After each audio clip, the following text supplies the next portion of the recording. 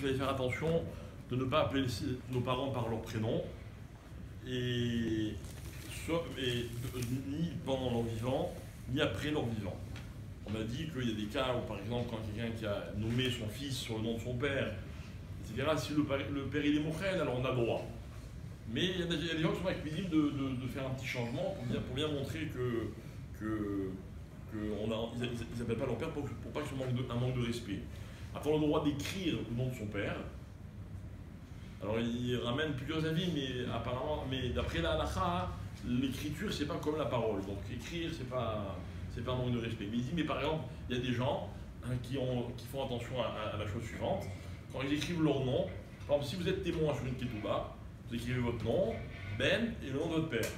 Alors, eux, qu'est-ce qu'ils font? Ils écrivent le nom du père un peu plus haut que leur nom. Vous voyez, comme s'ils n'écrivaient pas droit dans la ligne, pour montrer que leur père, il est respecté.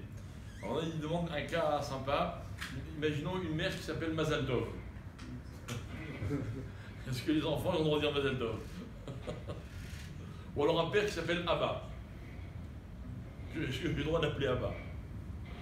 D'accord? Mais finalement, il dit que oui, on a droit. D'accord? Parce que le père ou la mère, ils savent très bien que ça n'a rien à voir avec eux. Ok? Alors après, il y a d'autres cas qui sont intéressants. Alors il ramène ce que dit l'Agmara qui dit jusqu'où ah oui, une petite alhamiyane il dit par exemple si mon père il m'envoie comment c'est, non, par exemple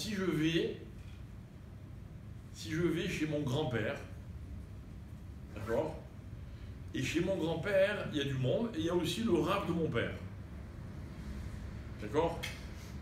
Donc mon père me dit qui y avait, et moi je lui dis il y avait ton père et il y avait ton rav. Il dit il ne faut pas dire une chose comme ça.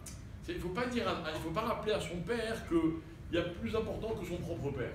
C'est parce que vous imaginez un peu le cas, enfin il n'est pas très. Il faut dire quoi? Hein? Il faut dire il y avait ton père et Ravantel. Il ne pas dire ton rav, ton père et ton rav. Pour ne pas les mettre sur un pied d'égalité. Bon bref. Encore une fois, c'est pas seulement le cas qui est intéressant, c'est l'esprit. Maintenant, alors la Gemara, elle dit jusqu'où va le respect du père? D'accord? C'est quoi? La Gemara, elle essaie de trouver un cas genre extrême. Même là, il faut respecter son père ou sa mère. Qu'est-ce qu'elle a trouvé comme cas la Gemara? La Gemara, elle dit si par exemple j'ai de l'argent dans la main, mon père il est énervé, il me dit donne-moi cet argent. Je lui donne, on est sur un bateau en pleine croisière, en pleine mer, hop, il balance par-dessus bord. D'accord? On partait en vacances, j'avais 15 000 € en espèces pour toutes les vacances. Mon père, il les prend, il les balance. Est-ce que j'ai le droit de m'énerver? J'ai pas le droit de m'énerver. Mais quand il me demande donne-moi les 15 000 €, j'ai le droit de lui dire non. Comme ça dit là. J'ai le droit de l'empêcher de faire quelque chose qui va m'énerver. Mais s'il a fait quelque chose, j'ai pas le droit de m'énerver et de le gronder. Jusqu'où va le kavod? Et il dit, même quelqu'un qui, par exemple, est en public et il est sur une estrade, on lui fait honneur et il est bien habillé, etc. Et ses parents, ils viennent, son père ou sa mère, il lui déchire ses vêtements devant tout le monde, d'accord? Il n'a pas le droit de s'énerver et de les engueuler. Ok, alors après, il passe donc de ça à ça. Il dit, ah bon, et si quelqu'un, son père, il lui doit de l'argent, est-ce qu'il a le droit de lui faire un digne Torah? Imaginez, le père, il lui doit de l'argent à son fils, il dit non, je ne te dois rien. Le père et le fils, ils pensent qu'il lui doit de l'argent. Alors, il ramène des cas concrets.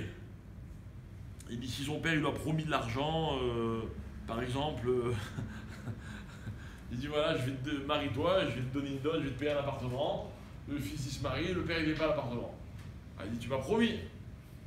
Il dit, ouais, mais j'ai pas envie de te donner. D'accord? Imaginez le beau, finalement, le père, il n'aime pas, il kiffe pas trop la belle-fille. D'accord, par exemple. Il a le droit de lui mettre de l'amenant d'une Torah. Il a le droit de l'amenant d'une Torah. Ok? Ou bien il reprend le cas du père qui a déchiré les vêtements de son fils. Alors ok, sur place, il dit rien, mais après il peut dire maintenant paie-moi mes vêtements. D'accord? Il dit Midat Chassidout, évidemment, ça ne doit pas traîner son père en din Torah. Il dit mais Mitzad Alacha, j'ai le droit. J'ai le droit, c'est-à-dire que la justice, c'est encore plus important. Parce que c'est pas un manque de kavod.